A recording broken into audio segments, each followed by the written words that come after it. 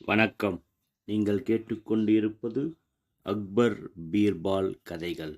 இன்று நீங்கள் கேட்கப் போவது அசலும் போலியும். ஒரு நாள் மாறுவேடத்தில் மன்னர் அக்பரும் பீர்பாலும் நகர்வலம் வந்தனர். அச்சமயம் நடக்க முடியாதவர்களும் பார்வையற்றவர்களும் வீதியில் பிச்சை எடுத்துக் கொண்டிருப்பதை பார்த்தனர். இக்காட்சியைக் கண்ட அக்பரின் மனம் வேதனையடைந்தது. அதனால் பீர்பால் அவர்களே, ஊனமுற்ற இவர்களுக்கு நாம் ஏதாவது நல்லது செய்ய வேண்டும் என்றார். ஊனமுற்றவர்கள் பிச்சை எடுப்பது என்பது ஒரு கொடுமையான செயலாகும். ஊனமுற்றவர்களாக பிறந்தது அவர்களது குற்றம் இல்லை. செய்யாத குற்றத்திற்கு ஆண்டவன் அளித்த தண்டனையாகும். ஆண்டவனுக்கு ஒப்பான அரசர் இதற்கு பரிகாரம் செய்வது நல்லதுதான் என்றார் பீர்பால். இவர்களுக்கு என்ன செய்யலாம் என வினவினார் மன்னர். இவர்களுக்கு உணவை நாமே அளித்தால் அவர்கள் பிச்சை எடுக்க மாட்டார்கள் என்றார் பீர்பால். பீர்பால் கூறிய யோசனை மன்னருக்கு சரியாகப்பட்டமையினால் மறுநாளே ஊனமுற்ற எல்லோருக்கும் இலவசமாக உணவு அளிக்கப்பட்டது. இது நல்ல திட்டம் என்றாலும் சில சோம்பேறிகள் உடல் ஊனமுற்றவர்கள் போன்று நடித்து இலவச உணவை வாங்கி உண்பது அதிகமானது. இதனால் நாட்டிலுள்ள சோம்பேறிகள் கூட்டம் நாளுக்கு நாள் இலவச உணவை வாங்கிச் செல்ல வந்தமையினால் அரசாங்கத்திலுள்ள உணவு களஞ்சியமே காலியாகி நிலைமை மோசமாகிவிட்டது. இதனை தடுத்திட நல்ல யோசனை ஒன்றை கூறிட அக்பர் பீர்பாலிடம் கோரினார்.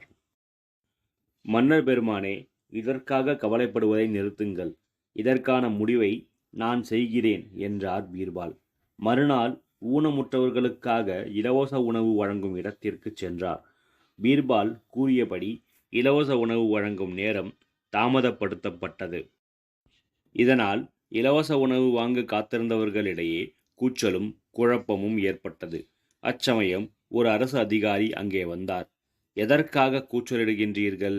இன்று முதல் இலவச உணவு வழங்கும் இடம் அடுத்த தெருவிலுள்ள பெரிய சத்திரத்தில் ஏற்பாடு செய்யப்பட்டுள்ளது.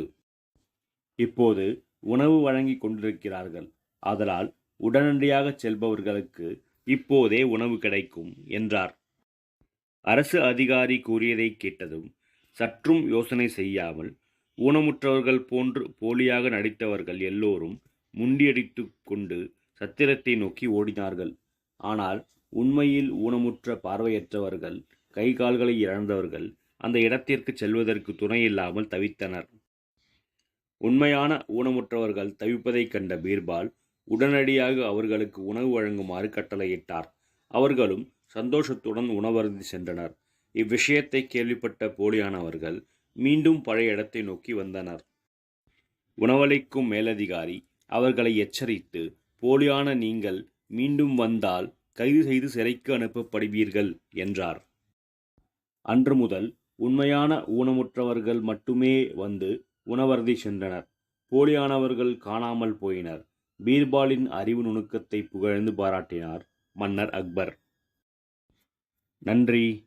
மீண்டும் சந்திப்போம். வணக்கம்.